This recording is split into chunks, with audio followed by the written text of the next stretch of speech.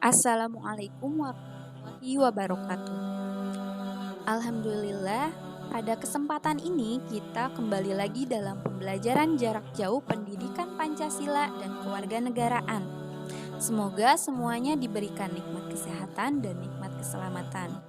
Jangan lupa untuk menjaga kesehatan dan mematuhi protokol.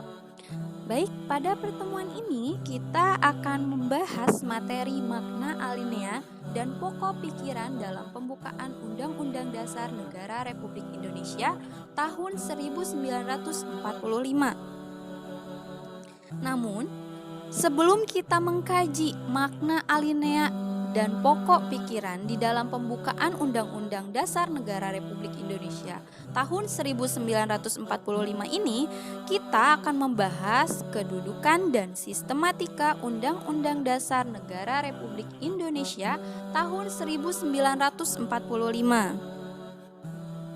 Nah, sebelumnya silahkan untuk mempersiapkan buku dan pena kalian masing-masing untuk mencatat materi atau hal-hal yang penting ya. Baik, kita lanjutkan.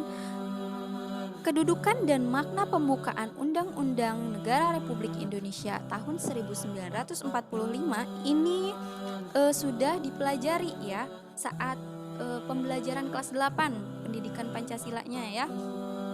Nah, kita ketahui bahwa yang pertama itu undang-undang merupakan sebagian hukum dasar yang tertulis. Nah, apa itu hukum dasar? Hukum dasar adalah norma dasar bagi pembentukan peraturan perundang-undangan yang merupakan sumber hukum bagi pembentukan peraturan perundang-undangan di bawah Undang-Undang Dasar Negara Republik Indonesia tahun 1945. Ya. Nah, hukum dasar itu ada yang tertulis ya, ada yang tidak tertulis ya, yang disebut dengan konvensi. Nah, mengenai konvensi ini tuh seperti apa? Ya.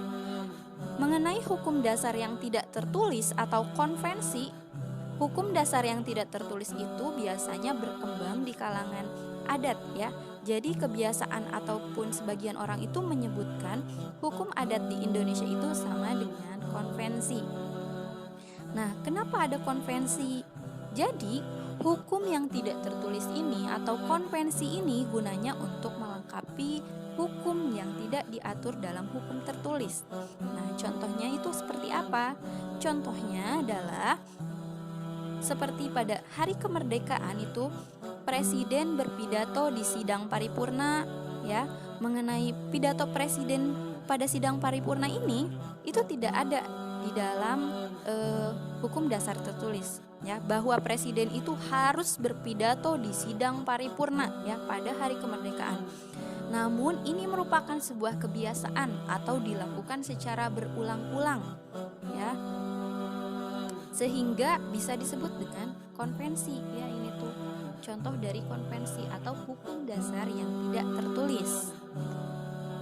Nah, untuk yang selanjutnya ini ya, undang-undang merupakan hukum tertinggi dalam tata urutan peraturan perundang-undangan di Indonesia. Jadi, mengenai sistem peraturan perundang-undangan di Indonesia ini terdapat beberapa peraturan ya. Salah satunya adalah peraturan presiden, ada peraturan daerah atau perda, ada peraturan provinsi atau perprov ya. Selanjutnya juga ada TAP MPR dan masih banyak lagi, itu berbagai peraturan yang ada di Indonesia. Namun dari beberapa peraturan tersebut ya yang sudah Ibu sebutkan barusan itu, undang-undang itu menduduki urutan tertinggi ya. Jadi sistem peraturan perundang-undangan yang disebutkan tadi itu tidak boleh melanggar Undang-Undang Dasar 1945. Berarti kalau disebut sudah menduduki urutan tertinggi, tidak boleh menentang ya. Paham? Oke, kita lanjutkan. Nah, ini adalah sistematika Undang-Undang Dasar 1945 sebelum dan sesudah amandemen.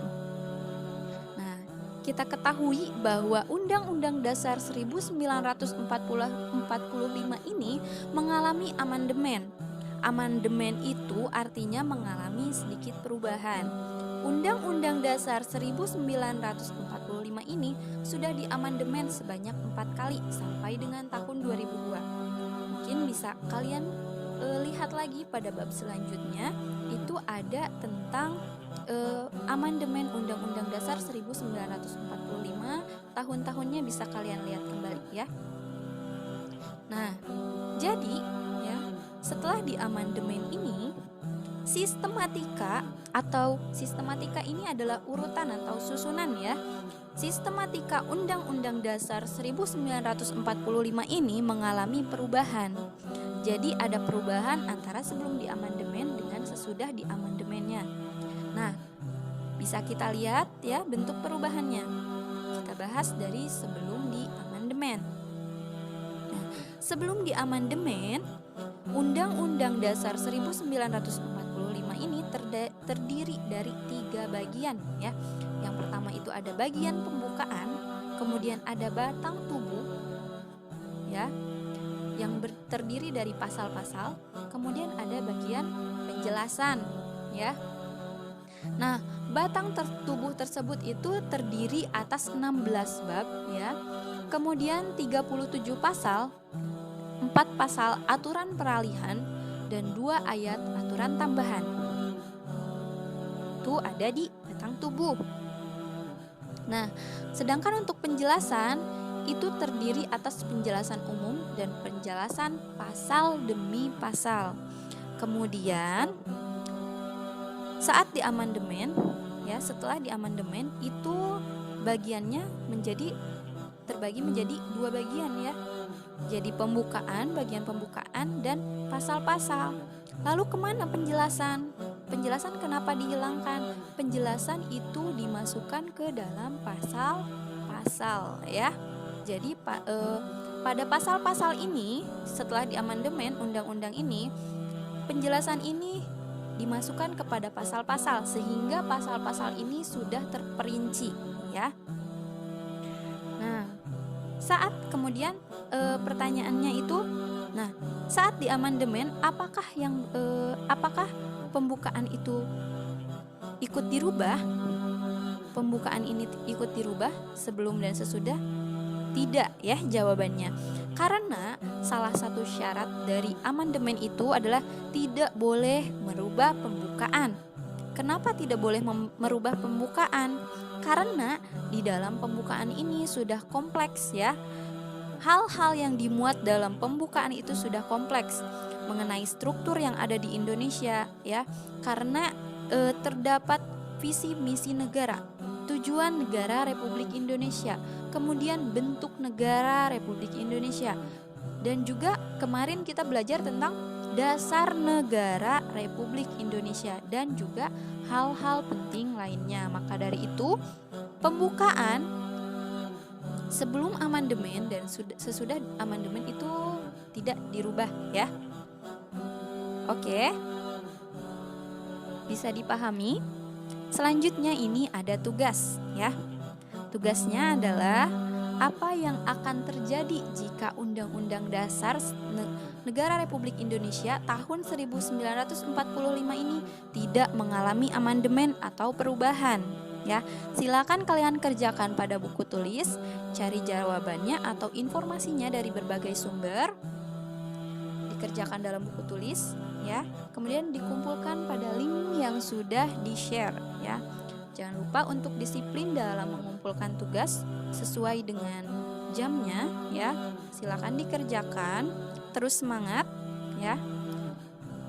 Kita cukupkan materi pada pertemuan hari ini. Semoga kalian bisa memahami ya. Untuk kelebihannya bisa kalian ambil ya untuk manfaatnya. Untuk kekurangannya semoga bisa diperbaiki untuk yang selanjutnya ya. Wabillahi taufiq wal hidayah. Wassalamualaikum warahmatullahi wabarakatuh.